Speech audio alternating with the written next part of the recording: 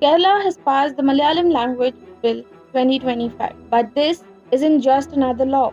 It directly impacts over 7.2 lakh Kannadigas living in border districts, especially Kasargod, a home to 210 Kannada medium schools. Community leaders warn education, administration, and cultural rights of Kannadigas are at stake.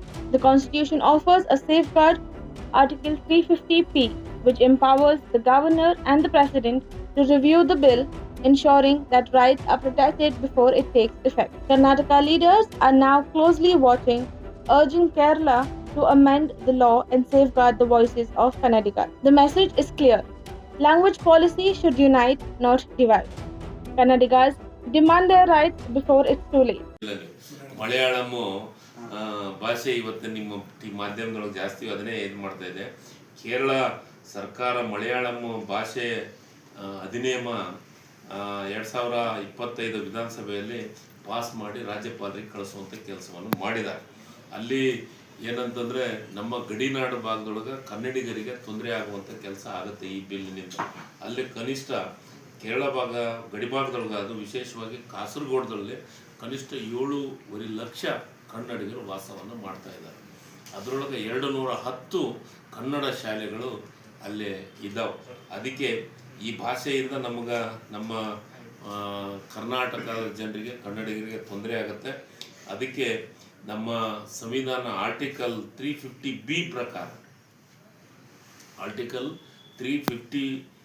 ಪ್ರಕಾರ ಭಾಷಾ ಅಲ್ಪಸಂಖ್ಯಾತರ ರಕ್ಷಣೆಗೆ ರಾಷ್ಟ್ರಪತಿಗಳು ಕೇರಳ ಕಾಸರಗೋಡು ಭಾಷಾ ನಿರ್ದೇಶಕರನ್ನು ಕೂಡಲೇ ನೇಮಕ ಮಾಡಿಸ್ಬೇಕು. ಕಳಿಸಿ ಸಮಗ್ರ ವರದಿಯನ್ನು ತರಿಸಿಕೊಂಡು ಕೇರಳ, ಕರ್ನಾಟಕ ರಾಜ್ಯ ಸರ್ಕಾರಗಳಿಗೆ ಕೇಂದ್ರ ಸರ್ಕಾರದಿಂದ ಅಭಿಪ್ರಾಯವನ್ನು ಪಡೆದುಕೊಳ್ಬೇಕು. ಆ ಭಾಗದ ಜನರಿಗೆ, ಕನ್ನಡಿಗರಿಗೆ ಅನ್ಯಾಯ ಆಗಕ್ಕೆ ಕೊಡಬಾರ್ದು.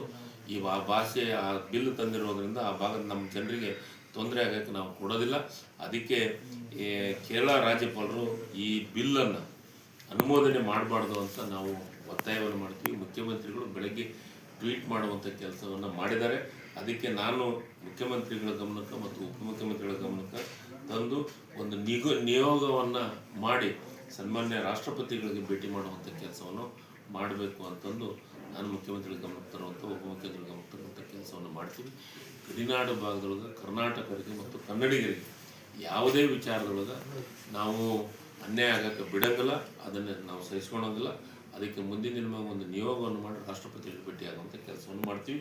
ಈಗಾಗಲೇ ಗಡಿ ಭಾಗದ ದಿಂದ ರಾಜ್ಯಪಾಲರು ಕೇರಳದ ಮುಖ್ಯಮಂತ್ರಿಗಳಿಗೆ ಪತ್ರನೂ ಬರೆದಿದ್ದಾರೆ. ಏನೋ ಗಡಿ ಪ್ರದೇಶ ಅಭಿವೃದ್ಧಿ ಪ್ರಾಧಿಕಾರದ ವತಿಯಿಂದ ಏನಂದರೆ ನಮ್ಮ ಗಡಿನಾಡು ಕೇರಳ ಮಲಯಾಳಂ ಬಿಲ್ಲು ಮರುಪರಿಶೀಲಿಸಬೇಕು ಅಂತ ರಾಜ್ಯಪಾಲರಿಗೆ ಭೇಟಿ ಮಾಡಿ ಮನವಿಯನ್ನು ಕೊಡುವಂಥ ಕೆಲಸವನ್ನು ಎಲ್ಲ ಗಡಿ ಭಾಗದ ಪದಾಧಿಕಾರಿಗಳು ಮತ್ತು ಗಡಿ ಭಾಗದ ಅಧ್ಯಕ್ಷರು ಮಾಡಿದ್ದಾರೆ.